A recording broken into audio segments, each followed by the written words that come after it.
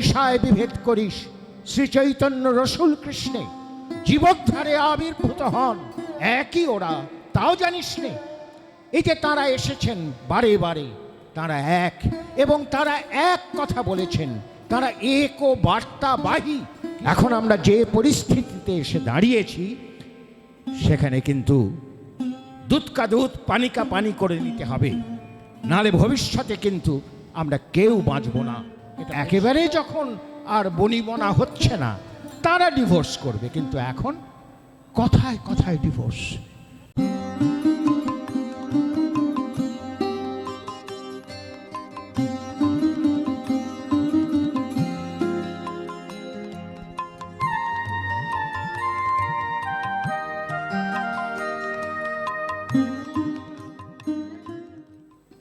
অজিনানতিমিরান্ধস্য জ্ঞানাঞ্জনশলাকয়া চক্ষুর্নিমীলিতং येन তস্मै শ্রী গুরবে নমঃ।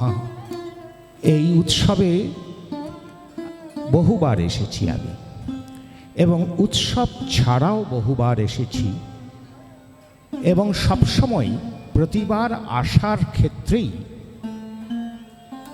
যে আকর্ষণটা কাজ করেছে, তিনি একটি মানুষ, তিনি শ্রদ্ধেয় নিত্যানন্দ রায়। আমরা যাকে কবিরাজদা বলে সকলেই চিনি, শ্রদ্ধা করি, প্রণাম করি। এখানে এলেই তার কথা খুব করে মনে হয়। তার কারণ, আমার সৌভাগ্য যে আমি সৎসঙ্গী পরিবারের তৃতীয় প্রজন্মের মানুষ। আপনারা শুনলেন, শ্রদ্ধেয় অমলেন্দুদা আমার পরিচয় বললেন যে আমার ঠাকুরদা প্রথম পুরুষ, তারপর আমার পিতৃদেব, তারপর আমি এবং আমার দাদা। তাই পুরনো সৎসঙ্গীদের সঙ্গে আমাদের একটা আন্তরিকতা শুধু নয়, আত্মিকতার সম্পর্ক। সেই সম্পর্কই আমরা লালন করেছি শ্রদ্ধেয় কবিরাজদার সঙ্গে। যাই হোক, আজকে প্রথমেই তাকে প্রণাম জানাই। সর্বপ্রথম গুরু প্রণাম করলাম। এতক্ষণ যার নাম কীর্তন আমরা শুনলাম শ্রদ্ধেয় শুভজিৎ দার সুললিত কণ্ঠে, এবার তার কিছু কথা শোনার জন্য আমরা এগিয়ে চলেছি। তার কথা মানেই জীবনের কথা, তার কথা মানেই আমাদের অস্তিত্বের কথা। তাই সেই কথা শোনার আগে আসুন আমরা সবাই মিলে একবার তার বন্দনা করে নিই। সবাই বলুন, বন্দে পুরুষোত্তমম। আজকের যে আলোচ্য বিষয়, সেটা এক অর্থে খুব জটিল, এক অর্থে এই বিষয়ের উপর আলোচনা করতে ভয় পাই। তার কারণ, রাজনীতি বিষয়টা যে কতখানি ভয়ঙ্কর সেটা তো আমরা হাড়ে হাড়ে টের পাচ্ছি। কিন্তু যেটা সবচেয়ে বড় কথা, সেটা হচ্ছে এই বিষয়টা আমার, আপনার, আমাদের প্রত্যেকের দৈনন্দিন বেঁচে থাকার সঙ্গে সম্পৃক্ত একটা বিষয়। মুশকিল হলো যে আমাদের এই ভারতবর্ষের সংবিধান 1976 সালের 42nd যে কনস্টিটিউশন অ্যামেন্ডমেন্ট করেছে, তাতে একটা কথা যোগ করেছে ধর্মনিরপেক্ষ, সেকিউলার রাষ্ট্র। সে ধর্মনিরপেক্ষ, গণতান্ত্রিক, প্রজাতন্ত্র, এইভাবে ভারতবর্ষকে চিত্রিত করা হয়েছে, তার চরিত্রকে নির্ধারণ করা হয়েছে। তাহলে ভারত রাষ্ট্র যদি ধর্ম নিরপেক্ষই হয়, অর্থাৎ ধর্ম নিয়ে তার কোনো, সে ধর্মের সাথেও নেই পাঁচেও নেই, তাহলে আর ধর্মের সঙ্গে তার সম্পর্ক কি? সুতরাং ধর্ম উপেক্ষিত হলে সে যে দুর্বল হবে সে কথা বলার কোনো স্থান নেই, কোনো জায়গা নেই। কিন্তু সত্যি কি তাই? আসলে ধর্ম নিরপেক্ষ বলতে অত্যন্ত স্পষ্টভাবেই সংবিধান প্রণেতারা যেটা বোঝাতে চেয়েছেন সেটা হলো সম্প্রদায় নিরপেক্ষ। সম্প্রদায় মানে হচ্ছে ধর্মমত। ওই যে আমরা বলি হিন্দু ধর্ম, মুসলমান ধর্ম, বৌদ্ধ ধর্ম ইত্যাদি। কিন্তু এগুলি কি ধর্ম? শ্রী শ্রী ঠাকুর আজকে সত্যানুসরণ থেকে পাঠে আমরা পরিষ্কার জানতে পেরেছি, শুনেছি যে এগুলি আমার মতে ভুল, এগুলো ধর্ম নয়। ধর্ম চিরকাল এক, এগুলি হচ্ছে মত, এবং মত বহু হতে পারে।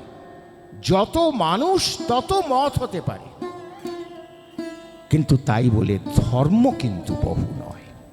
কাজেই এটা একটা শব্দের একটা চরম অপপ্রয়োগ আমরা কিন্তু সংবিধানে করে রেখেছি।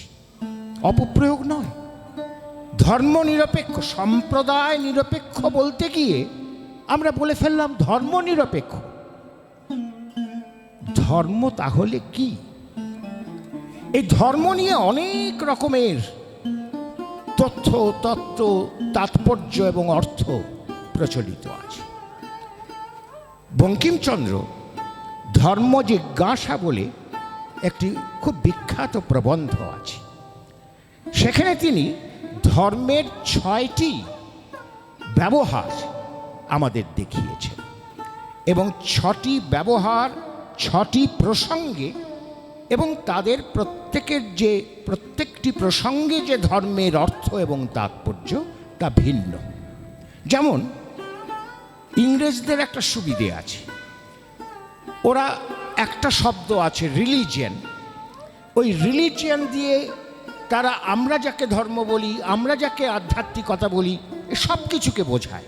কিন্তু আমাদের ক্ষেত্রে কিন্তু আমাদের যে যে যে যে কৃষ্টি, যে ঐতিহ্য, যে আর্য কৃষ্টি, তাতে কিন্তু এগুলির আলাদা আলাদা কনোটেশন আছে, আলাদা আলাদা অর্থ এবং তাৎপর্য আছে। তো সেই যাই হোক, এই রিলিজিয়ান অর্থেও আমরা ধর্ম ব্যবহার করি, এবং তখনই আমরা ওই হিন্দু ধর্ম, বৌদ্ধ ধর্ম, অর্থাৎ এখানে রিলিজিয়ান হচ্ছে ধর্মমত, অর্থাৎ সম্প্রদায়।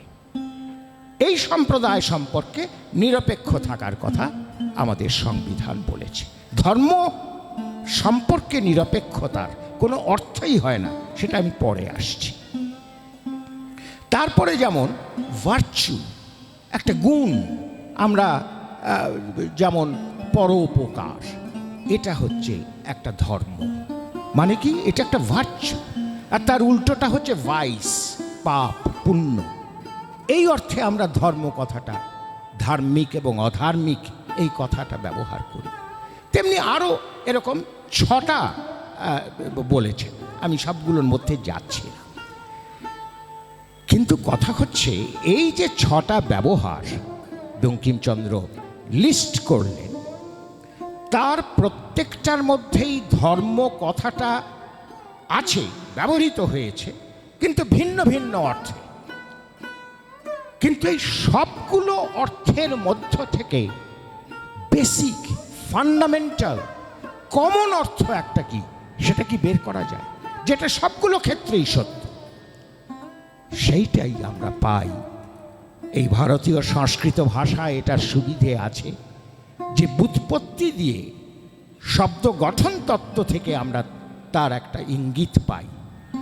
ধর্ম কথাটা এসেছে ধৃ ধাতুর উত্তর কর্তরি, মানে কর্তৃকারকে মন প্রত্যয় যোগ করে ধারয়তি ইতি ধর্ম, ধারণ করে যা।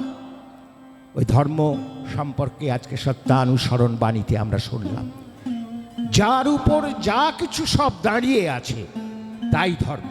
মানে প্লেট, যে প্লেটের ওপর সব কিছু আছে, আমি আছি, আপনি আছেন, এরকম সব কিছু, সমগ্র বিশ্ব এই যে আছে যার উপরে, সেই হচ্ছে, তাই হচ্ছে ধর্ম।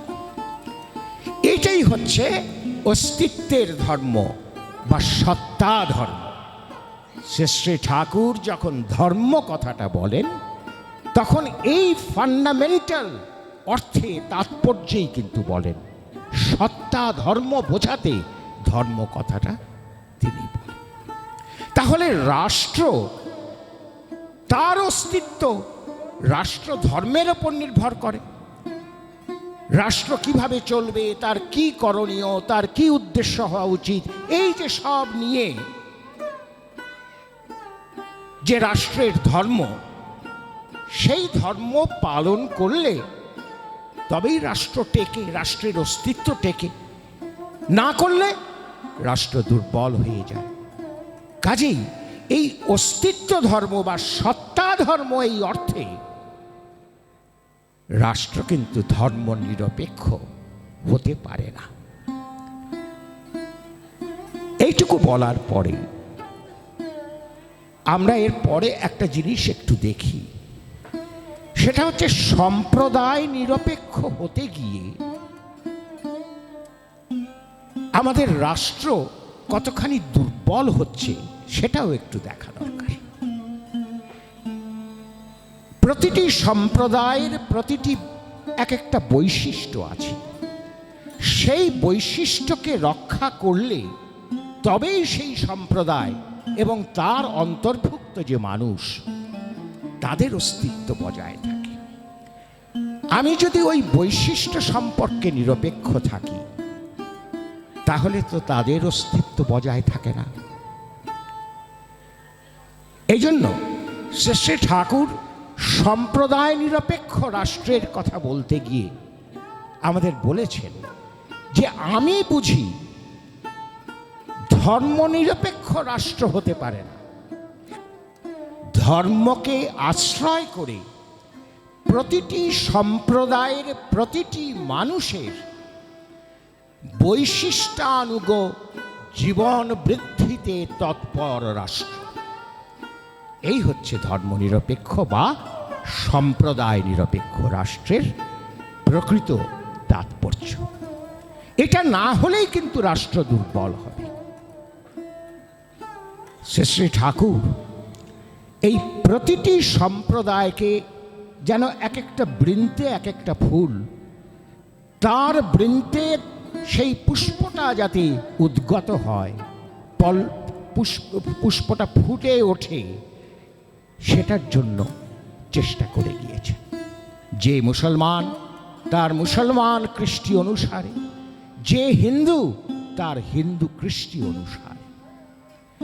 এবং সেই জন্য যখন 1940s সময়, মানে তখনও দেশভাগের অনেকটা সময় বাকি, এবং তখনও এই হিন্দু মুসলমান এই যে একটা বিরাট বিদ্বেষ এবং বিদ্রোহ, সেটা শুরু হয়নি। তখন থেকে তিনি বলে আসছেন যে হিন্দু মুসলমানের হবে, মুসলমান হিন্দুর হবে, তেমনি পশ্চিমবঙ্গ বিহারের হবে, বিহার পশ্চিমবঙ্গের হবে। এইভাবে সবাই যদি সবার না হয়, তাহলে কিন্তু অস্তিত্ব টেকানো যাবে না। আজকে আমরা সেটাই কিন্তু দেখছি। আমরা কেউ কারো নই, আমরা শুধু সাম্প্রদায়িকভাবে কেউ কারো নই তা নই। রাজ্যে রাজ্যে আমাদের কোনো কমন ইন্টারেস্ট, বিহারকে বাঁচিয়ে রাখা যে আমার ইন্টারেস্ট, আমার স্বার্থে প্রয়োজন, এগুলি হচ্ছে ধর্মের কথা। এই আমরা বুঝতে পারছি। আরে বাবা, অত বড় জায়গায় যাব কেন? আমরা ভাইয়ে ভাইয়ে একসঙ্গে কোনো কমন ইন্টারেস্ট বোধ করতে পারছি না। আমার ভাইকে সুন্দর করা, ভালো করা, সে যাতে সুখে ভালো থাকে, সমৃদ্ধ হয়, সেটা যে আমার ইন্টারেস্ট, আমার অস্তিত্বের ইন্টারেস্ট, সেটাই আমরা বুঝতে পারছি না।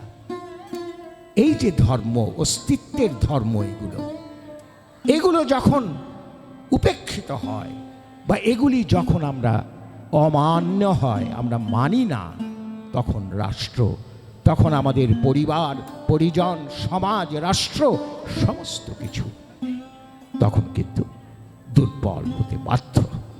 এইভাবে ধর্মের সঙ্গে আমাদের অস্তিত্ব এবং অস্তিত্বের সঙ্গে রাষ্ট্র যুক্ত হয়ে রয়েছে। আসুন, রাষ্ট্রধর্ম বা রাজার ধর্ম, প্রাচীনকালে রাজাই ছিলেন রাষ্ট্রের প্রতিভূ। এই রাষ্ট্রধর্ম সম্পর্কে ভারতের যে চিন্তা ভাবনা, সেটা কিন্তু অত্যন্ত গভীর এবং সুদূর প্রসারী। আমরা সাহিত্যে, ধর্মশাস্ত্রে এবং ইতিহাস তথা রামায়ণ, মহাভারত, মহাকাব্যে সর্বত্র এই রাষ্ট্রচিন্তা বা রাজধর্ম আমার অদ্ভুত লাগে যে ভারতের ঐতিহ্যের মধ্যে ধর্ম কথাটা এত গুরুত্বপূর্ণ। রাজনীতি মানে ধর্মনীতি বলা হচ্ছে। রাজনীতি হলো পলিটিক্স, পলিটিক্স মানে পূর্তনীতি।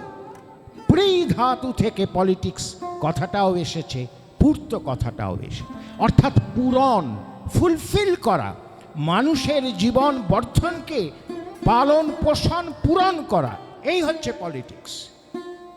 যেটা রাজনীতির যে বাণীটি আমরা চলার সাথী থেকে পেলাম, যে মানুষকে তার ব্যক্তিগতভাবে এবং সমষ্টিগতভাবে সর্বদিক থেকে, স্বাস্থ্যে, শিক্ষায়, সব দিক থেকে উন্নত করে সমৃদ্ধ করে তোলা, এটাই হলো রাজনীতি।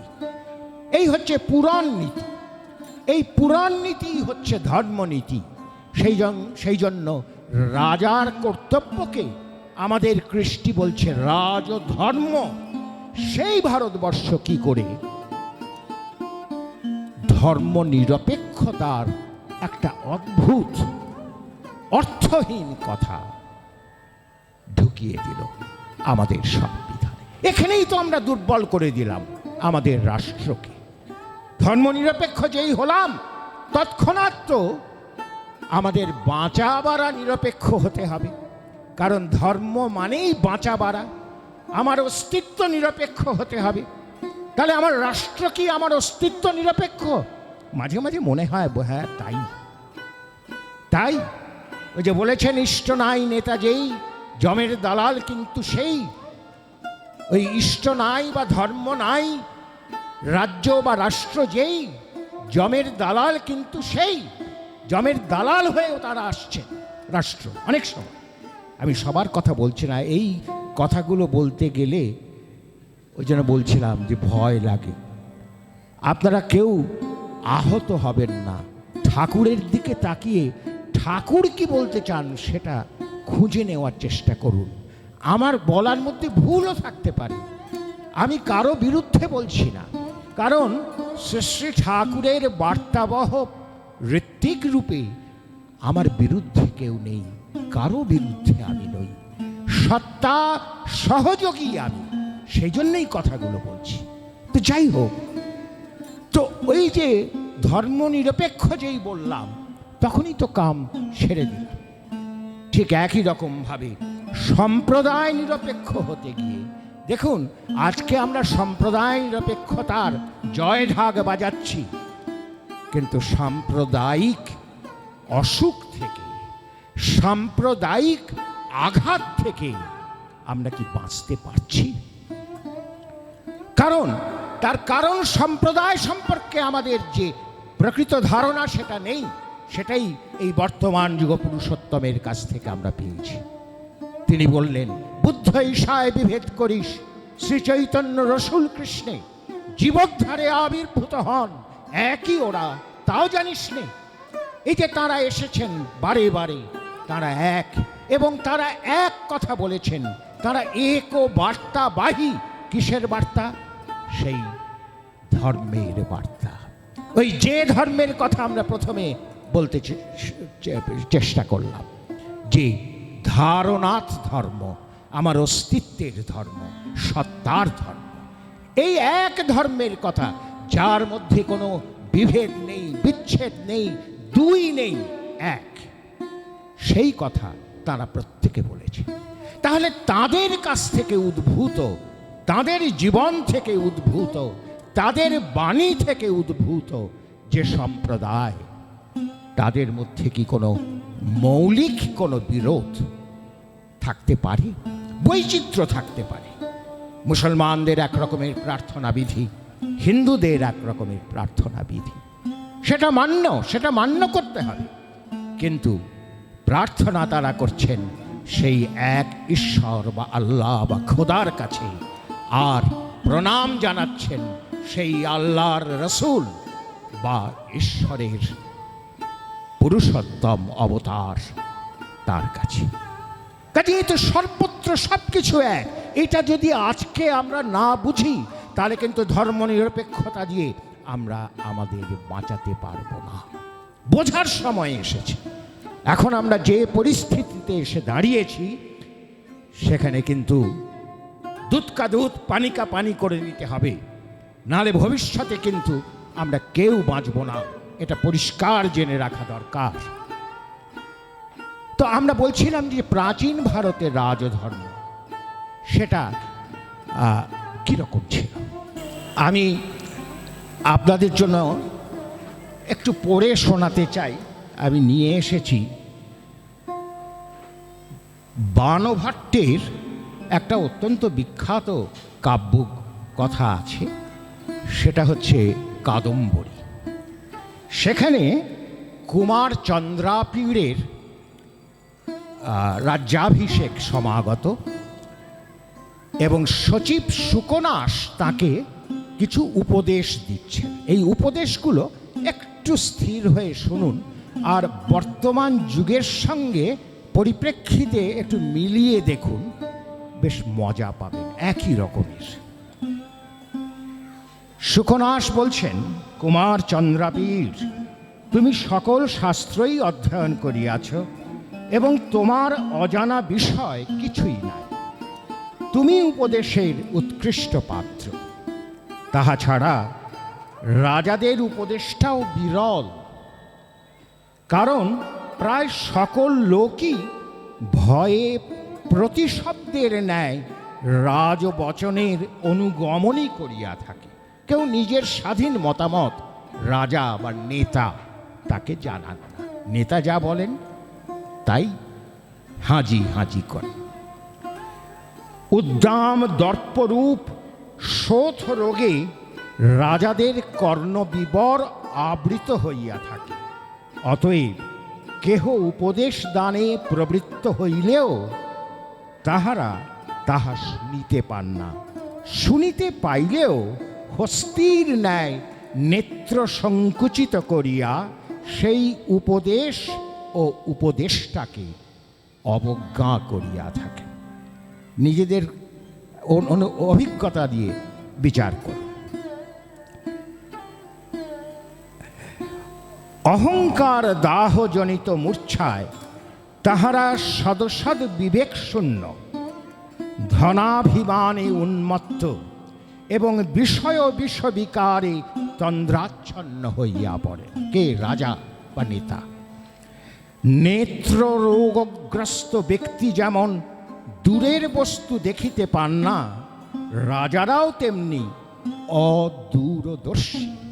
এই এখন কিসে লাভ, কিসে ভোটটা পাবো, সেইভাবে আমার যা কিছু স্ট্র্যাটেজি যে সব কিছু তৈরি করছে। অদূর ভবিষ্যতে কি হবে তা তারা ভাবেন না। একটা উদাহরণ দিই। এই যে ধর্ম যখনই বিঘ্নিত হয়, কিভাবে দুর্বল হয় রাষ্ট্র। এই যে যখন ডাইভোর্স, বিবাহ বিচ্ছেদ, এটা তো একটা ভালো উদ্দেশ্য নিয়েই আমাদের ল মেকাররা তারা এটা করেছিলেন, এটা আইন সিদ্ধ করেছিলেন। কিন্তু এই যে ডাইভোর্স, সেটা হচ্ছে সম্পূর্ণ ধর্মবিরুদ্ধ, মানে অস্তিত্ব বিরুদ্ধ। সেই জন্য যীশুখ্রিস্টই বলুন, হযরত রসূলই বলুন, আর আমাদের ভারতবর্ষের যারা পুরুষোত্তমগণ, প্রত্যেক পুরুষোত্তমের বিরোধিতা করেছে। কিন্তু ল মেকাররা তাঁরা ভাবলেন যে এর দ্বারা আমরা নারীকে অত্যাচারের হাত থেকে রক্ষা করতে পারব। সাধু উদ্যোগ, সাধু উদ্দেশ্য। কিন্তু আজকে আপনারা দেখুন, এই ডিভোর্স, যেটা হয়তো ল মেকাররাও ভেবেছিলেন যে খুব কম সংখ্যক হবে, একেবারে যখন আর বনিবনা হচ্ছে না তারা ডিভোর্স করবে, কিন্তু এখন কথায় কথায় ডিভোর্স। আমি দেখেছি কয়েক সপ্তাহের মধ্যে ডিভোর্স হয়ে গেছে বিয়ের পর। এই যে আজকে সমাজে ঘরে ঘরে যে অস্থিরতা, এটা কিন্তু দেখতে পাননি খুব সম্ভবত ল মেকাররা। তাদের যদি আজকে আমি চ্যালেঞ্জ করি যে আপনারা এটা করলেন কেন, আজকে তো এই অবস্থা, তারা আমার মনে হয় বলবেন, ভাই আমি এটা বুঝতে পারি, এর যে এই মিসইউজ হবে এ আমি বুঝতে পারি। এরকম আরো বহু আছে। তো এই জন্য ওই সুকনাস বলছেন উপদেশ যে তেমনি অদূরদর্শী প্রেত পটহের ন্যায় রাজাদের নাম শ্রবণ মাত্রেই উদ্বেগজনক। অনেক সময় আমাদের হচ্ছে তো, নেতাদের নাম শুনলেই আমাদের উদ্বেগ। ব্রহ্মহত্যা আদি মহাপাতক অনুষ্ঠানের উদ্যমের ন্যায় রাজাদের চিন্তাও চিত্তের অশান্তিকর। রাজারা দিনে দিনে পাপে পূর্ণ হইয়াই যেন স্ফীত কলেবর হইতে থাকে।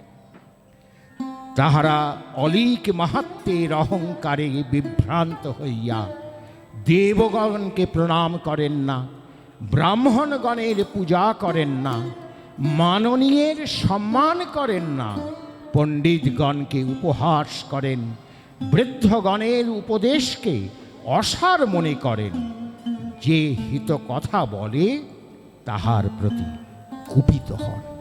এইভাবে বলতে বলতে শেষে বলছেন, অতএব কুমার চন্দ্রাবীর, এইরূপ অতি জটিল ভয়ঙ্কর রাজ্য শাসন ব্যাপারে তুমি এমন আচরণে যত্নপর হইবে, যাহাতে লোকে উপহাস না করে, সাধুগণ নিন্দা না করেন, গুরুজনেরা ধিক্কার না দেন, শহীদগণ তিরস্কার না করেন এবং পণ্ডিতগণ শোক না করেন।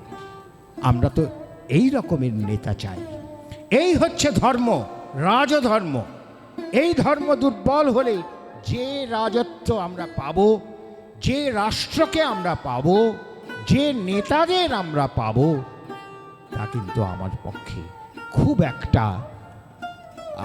লাভজনক হবে না। একটু রামায়ণের কথা বলি। অরাজকতা মানে কি? মাৎসন্যায়, মানে যখন রাজা নেই অথবা রাজা থাকতেও রাজধর্ম পালিত হচ্ছে না, এই তো অরাজকতা।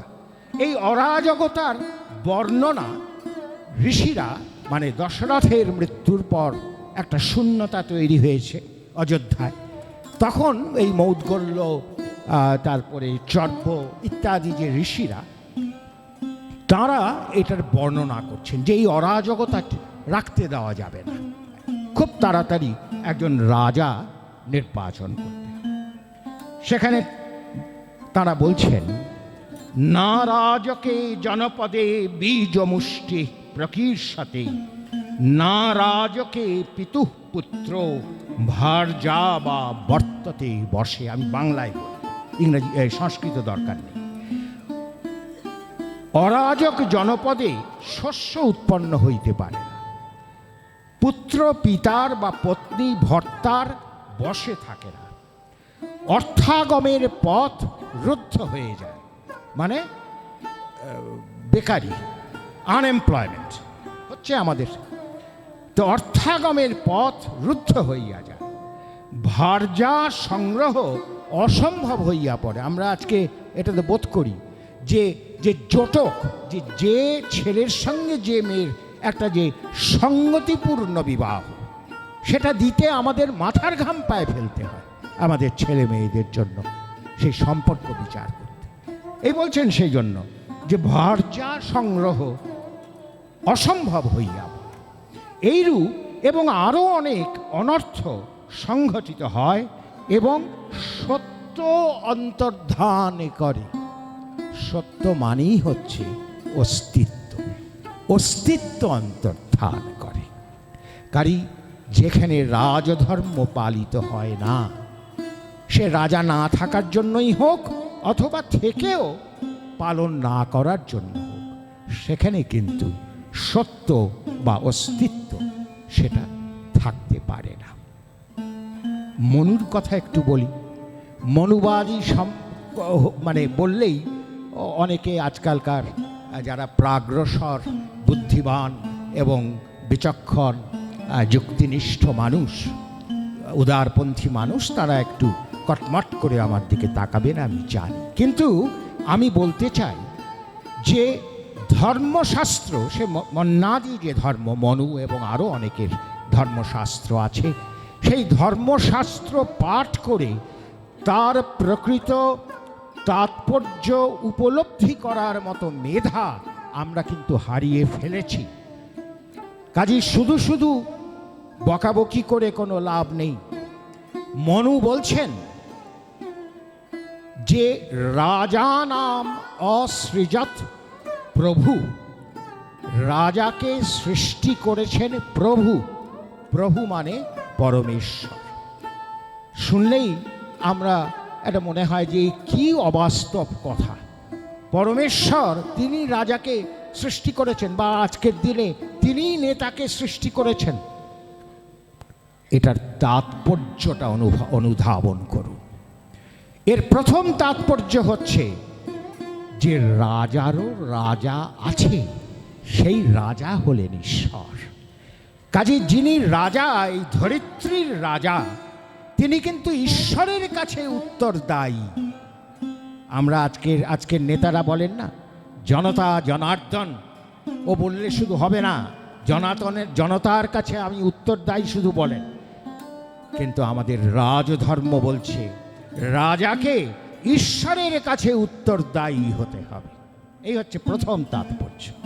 আর দ্বিতীয় তাৎপর্য যে পুত্র যেমন পিতার প্রতিবিম্ব, তেমনি রাজা ঈশ্বরের প্রতিবিম্ব। ঈশ্বরের যে ধারণ পালনী সম্বেগ, তারই বাস্তব মূর্তি হচ্ছেন রাজা। কাজে রাজার দায়িত্ব এবং কর্তব্য কতখানি, এই রাজা নাম অসৃজত প্রভু, এই কথার মধ্য দিয়ে মনু বলে দিলেন। এটা তো মেনে নিতে আমাদের কোনো অসুবিধে হবার কথা নয়। মনু বলেছেন বলেই ত্যাগ করার কোনো প্রয়োজন নেই। মনু আরো বলেছেন যে রাজা তিনি অগ্নি, অর্ক মানে সূর্য, বায়ু, বরুণ, চন্দ্র, পৃথিবী ইত্যাদির যে তেজ বৃত্ত তা আচরণ করবে। অদ্ভুত কথা। অগ্নির যে কাজ সেটা করবেন। এটা তো শুনলে মনে হয় না অলিক। তাৎপর্যটা খুঁজে দেখুন।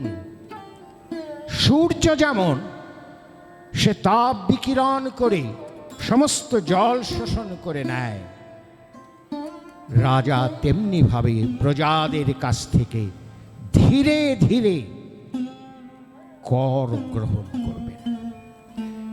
বায়ু যেমন সর্বত্র প্রাণে প্রাণে ছড়িয়ে পড়ে, রাজা তেমনি ঘরে ঘরে তার চর মানে তাদের সংবাদ গ্রহণের ব্যবস্থা করবে।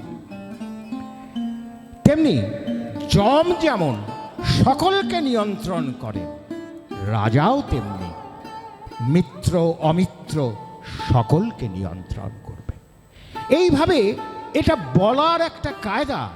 এটা প্রাচীন ভারতবর্ষে এইভাবে বলতো, তাতে কোনো দোষ নেই। আসলটা দেখতে হবে তাৎপর্য, রাজার কাজটা কি, সে বিষয়ে কি বলছেন। এইগুলি হচ্ছে কাজ, এই হচ্ছে রাজার ধর্ম। এইগুলি যদি উপেক্ষিত হয় তাহলে কিন্তু বিপদ। তো এইভাবে আমরা প্রাচীন ভারতে দেখলাম। নবীন ভারতে সংক্ষেপে একটু বলি, শ্রী ঠাকুরের কথা পরবর্তী বক্তাগণ আরও বিশদে বলবেন। এখনকার যুগে এসে গেল কি গণতন্ত্র, মানে গণতন্ত্র, গণ বা জন তারাই নির্দিষ্ট করবে নেতা। কিন্তু যারা নির্দিষ্ট করছেন তারা কি অস্তিত্বর বিজ্ঞান অর্থাৎ ধর্ম বিজ্ঞানটা জেনেছেন? সেটা জানতে গেলে প্রথমেই হতে হয় সুকেন্দ্রিক, অর্থাৎ ইষ্টে দীক্ষিত হয়ে, ইষ্টচরণে সমর্পিত হয়ে তাদের জীবন বর্ধনের তপস্যা করতে হয়। তখন তারা বুঝতে পারবেন যে কোন নেতা তাদের এই ধর্মকে বা অস্তিত্বকে এগিয়ে নিয়ে যেতে পারবে। না হলে তো ওই যে ডোল অর্থনীতি বলে, কিছু কিছু দাও এবং ভোটের আগে এই দেওয়ার পরিমাণ দেখবেন বেড়ে যায়। যেই দেওয়া হলো অমনি আমি তার তাবেদার হয়ে গেলাম, সেই দলের বা সেই নেতার। এইভাবে আমার যে বৃত্তি প্রবৃত্তিকে উস্কে দিয়ে আমার ভোটটা কিন্তু আদায় করা হচ্ছে। এই হচ্ছে গণতন্ত্রের অসুবিধা। ঠাকুর বলছেন যে ওই যে ধর্মবিজ্ঞান, সেটা ধর্মমূর্ত হয়েছে যার মধ্যে বর্তমান যুগ পুরুষোত্তম, সেই তাঁর কাছ থেকে তাতে একনিষ্ঠ হয়ে আগে আমাকে জানতে হবে। এবং এই ধর্মবিজ্ঞান কিন্তু ডেমোক্রেটিক নয়, এটা অটোক্র্যাটিক। এই যে সমগ্র বিশ্বে প্রাণ এই পৃথিবীতে আছে, এখন পর্যন্ত আর কোথাও পাওয়া যায়নি। দেখা যাচ্ছে, বিজ্ঞানীরা দেখেছেন যে কতগুলো ধ্রুবক, প্লাঙ্কের ধ্রুবক, মহাকর্ষ ধ্রুবক, এইরকম কতগুলো ধ্রুবক আছে যেগুলো নির্দিষ্ট, সেগুলোর কোনো মানে ট্রেড অফ হয় না, সেখানে কোনো ডেমোক্রেসি চলে না। সেগুলো যদি একটু অন্যরকম হতো তাহলে আমাদের পৃথিবীতেও প্রাণ থাকতো না। এই হচ্ছে অস্তিত্বের বিজ্ঞান। এই অস্তিত্বের বিজ্ঞান হচ্ছে নৈসর্গিক বিজ্ঞান, প্রকৃতির বিজ্ঞান। সেখানে আমাদের হাত চলে না, সেটা সম্পূর্ণভাবে একটা অটোক্র্যাটিক ওয়ার্ল্ড। সেই ওয়ার্ল্ডের তত্ত্ব, সেই ওয়ার্ল্ডের বিজ্ঞান জানাতে পারেন একমাত্র বর্তমান যুগ পুরুষোত্তম। তার কাছ থেকে যদি এটা আমরা জানতে পারি, জেনে যখন সমস্ত দেশবাসী তার জীবন বর্ধনের পথে উৎফুল্ল হয়ে উঠবে, তখনই তৈরি হবে ঠাকুরের ভাষায় ডেমোক্রেটিক অটোক্রেসি। ডেমোক্রেসি শুধু হলে কিন্তু সর্বনাশ, কারণ ডেমোক্রেসির মধ্যে থাকবে কি আমার বৃত্তি প্রবৃত্তির প্ররোচনা। কাজে অটোক্রেসি অর্থাৎ সেই যে বিভু, সেই যে ধারণ পালন সম্যক সিদ্ধ ঈশ্বরের অটোক্রেসি, যা এই পৃথিবীতে মূর্ত হয়ে ওঠে পুরুষোত্তমের মাধ্যমে, সেই অটোক্রেসিকে গ্রহণ করে যদি সমস্ত দেশবাসী, সবাই জনগণ যদি উৎফুল্ল হয়ে নিজের ও পরের, ওই যে কথা আমরা চলার সাথী থেকে পেলাম, ব্যক্তিগতভাবে ও সমষ্টিগতভাবে যদি আমরা একসঙ্গে আমার সত্তা বর্ধনায় যদি নিয়োজিত হতে পারি, তাহলে তো সেটা ডেমোক্রেসি হলো, কিন্তু তার মূলে আছে কিন্তু অটোক্রেসি, ডেমোক্রেটিক অটোক্রেসি। আরও অনেক কথা আছে, আমি আর দীর্ঘ করব না। আমার একটাই শুধু বক্তব্য, যে আমাদের প্রত্যেকের জীবনে কিভাবে চলব, আমাদের পরিবারগুলোকে কিভাবে তৈরি করব, আমাদের সমাজকে কোন পথে এগিয়ে নেব, এবং আমাদের রাষ্ট্রকে কোন দিকে চালিত করব। আজকের যুগে তো প্রত্যেক ব্যক্তিরই মূল্য অপরিসীম। সুতরাং আমরা যতজন ওই বর্তমান যুগ পুরুষোত্তমের পদতলে এসে সমবেত হয়ে জুড়ে মুড়ে থাকতে পারবো এবং তাকে অনুসরণ করতে পারবো, ততটাই কিন্তু আমরা বাঁচতে পারব। আপনারা সবাই খুব ভালো থাকবেন। জয় গুরু। বন্দে পুরুষোত্তম।